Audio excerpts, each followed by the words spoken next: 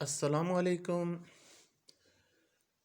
आज हम एक्सरसाइज 3.6 का क्वेश्चन नंबर 29 पढ़ेंगे। जो क्वेश्चन मैंने सामने लिख दिया है, integral of π/6 to π/2 cos x by sin x 2 plus sin x dx आपने ये फाइंड करना है। ये याद रखें, क्वेश्चन नंबर 29 है। शायद आपसे पढ़ा ना जा रहा हो, इसलिए मैं एक्सप्लेन कर रहा हूँ। अब यहाँ पे आपको ये करना पड़ेगा, पार्शियल फ्रैक्शन लेनी पड़ेगी। मुझे कैसे पता चलेगा कि पार्शियल फ्रैक्शन बनानी है? जब भी नीचे फैक्टर मौजूद हो या फैक्टराइज हो सकता हो, तो हम लाजमी तौर पे पार्शियल फ्रैक्शन ही करते हैं। ये इंटीग्रेशन में पूरी टेक्निक्स, यानी जितने भी इंटीग्रेशन के क्वेश्चन हैं, ये टेक्निक याद रख लें। जब भी नीचे फैक्टर मौजूद हो, फैक्टर कैसे पता चलेगा फैक्टर मौजूद हैं? ये देखें, साइन एक्स मल्टीप्लाई हो रहा है 2 प्लस साइन एक्स से, तो ये फैक्टर ही बन गए। तो ये फैक्टराइजेशन फॉर्म में नीचे मौजूद हैं। हमारे पास दो एक्सप्रेशन इसी तरह अगर फैक्टराइज हो भी सकते हों तो तब भी हम बना लेते हैं। तो ऐसी सूरत में हमेशा पार्शियल फ्रैक्शन ही की जाती है। तो देखें, पार्शियल फ्रैक्शन पे आते हैं। ये मैंने पार्शियल फ्रैक्शन बनाने के लिए cos x by sine x 2 plus sine x को क्या लिख लिया, a by sine x plus b by 2 plus sine x. यानी इस साइन एक्स के ऊपर a लिख दिया और इसके ऊपर b लिख दिया 2 प्लस साइन एक्स के ऊपर। तो ये इजी है, इसको आप इक्वेशन 1 का नाम दे दें।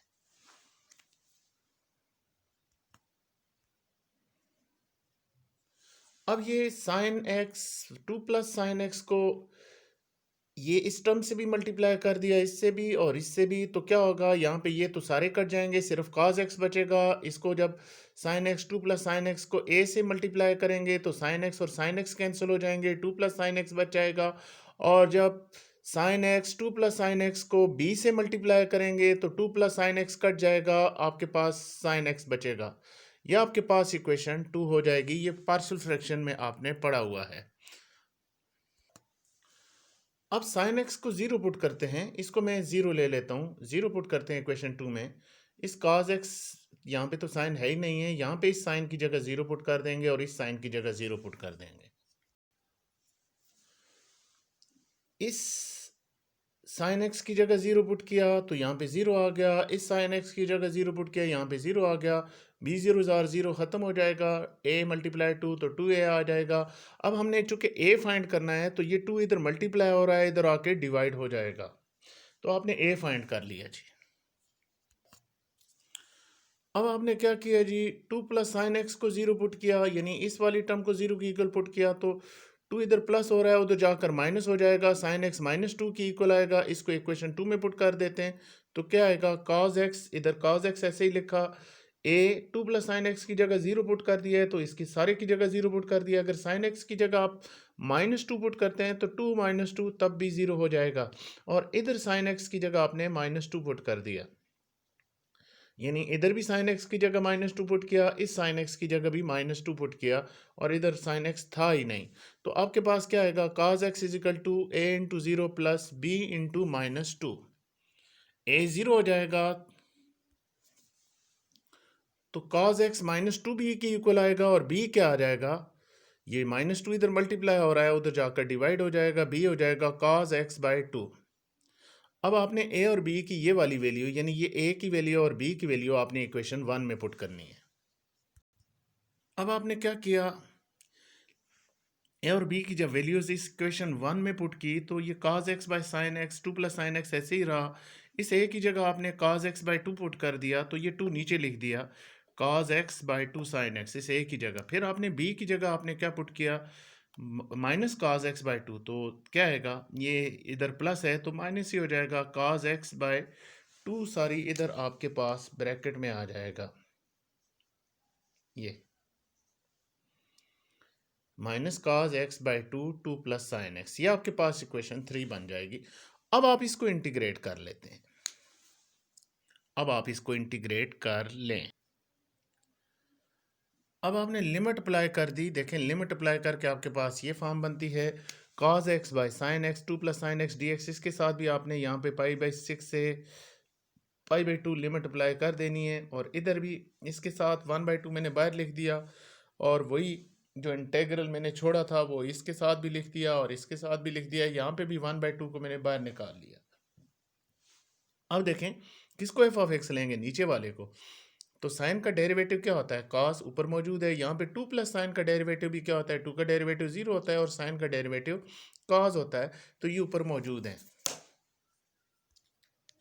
फार्मूले की शक्ल बनाने के लिए मैं इसको ऊपर ले गया, साइन एक्स को ऊपर ले गया, तो इसकी पावर क्या हो गई देख लें, इसकी पावर -1 हो गई, यानी ये साइन एक्स ऊपर ले गया, इसकी पावर -1 हो गई, ये 2 प्लस साइन एक्स ऊपर ले गया, पावर -1 हो गई।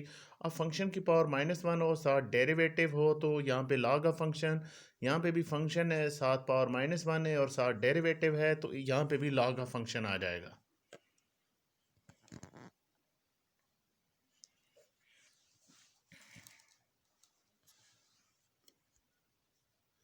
अब क्या आ जाएगा, 1/2 log ऑफ साइन एक्स π/6 से π/2, यानी वही log ऑफ फंक्शन, यहाँ पे भी log ऑफ फंक्शन लिखा है। log के बाद मॉड में हम इसलिए लिखते हैं कि ताकि ये वाली वैल्यू पॉजिटिव रहे। पॉजिटिव का रखने का मकसद इसलिए, ये मकसद ये है कि अगर log के साथ नेगेटिव वैल्यू आएगी तो वो अनडिफाइन हो जाएगा, इसलिए हम यहाँ पे मॉड का इस्तेमाल करते हैं नेचुरल log के बाद।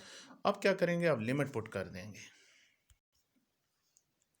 अब आपने लिमिट पुट कर दी 1/2 log ऑफ, पहले अपर लिमिट पुट की तो x की जगह π/2 पुट कर दिया, minus sine of lower limit put की तो x की जगह π/6 पुट कर दिया, फिर -1/2 ऐसे ही लिखा।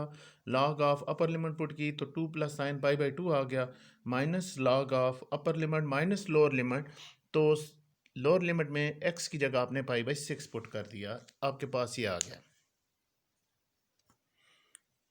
अब आपने इसी क्वेश्चन को यहाँ पे ये जो था, ये जो स्टेप है इसको मैंने इधर लिखा है। अब देखें साइन 91 होता है, साइन π/2 1 होता है और साइन π/6 यानी साइन 30 1/2 होता है। तो ये साइन π/2 की जगह मैंने 1 लिख दिया और साइन π/6 की जगह मैंने 1/2 पुट कर दिया। इसी तरह यहाँ पे भी इस साइन π/2 की जगह मैं 1 पुट करूँगा और साइन π/6 की जगह 1/2 पुट करूँगा। तो ये देख लें 1/2 तो ये क्या आएगा, log ऑफ 2 + 1, ये 2 पहले ही था, साइन π/2 की जगह 1 लिखा और ये 2 ऐसे ही था, साइन π/6 की जगह 1/2 लिखा। तो इसको सिंप्लीफाई करते हैं। अब आपके पास ये आ जाएगा 2 + 1/2, 2 2 ज़ार 4 + 1 5/2 आ गया और यहाँ पे भी 2 1 ज़ार 2 में से 1 1/2 आ गया। अब 1/2 कॉमन ले लेते हैं। अब देखें यहाँ पे 1/2 कॉमन ले लिया, log a/b क्या होता है, log of a minus log of b, ये माइनस log ऑफ 3 ऐसे ही लिखा, ये माइनस इंटू माइनस ये प्लस हो गया। log a/b क्या होता है, log of a minus log of b, ये 9th में आपने log के रूल्स पढ़े हुए हैं। अब क्या करेंगे, जिनके साथ प्लस है वो ऊपर लिख देंगे, जिनके साथ माइनस है वो नीचे लिख देंगे। ये log ऑफ 2 और ये log ऑफ 2 कट जाएंगे तो ये 5/3 आ जाएगा, यानी जिनके साथ माइनस है वो नीचे लिख दें, जिनके साथ प्लस है वो ऊपर लिख दें, तो ये इस क्वेश्चन का आंसर आ जाएगा।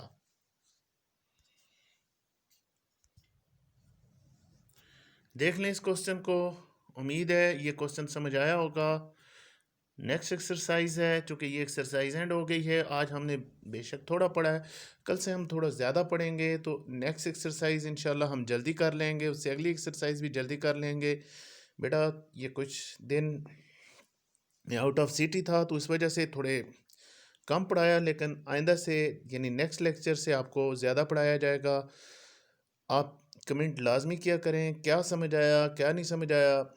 ये वाला क्वेश्चन अहम है एग्जामिनेशन पॉइंट ऑफ व्यू से, जब स्मार्ट सिलेबस में नहीं था तो तब भी अहम था और अब भी अहम है। अल्लाह हाफिज़।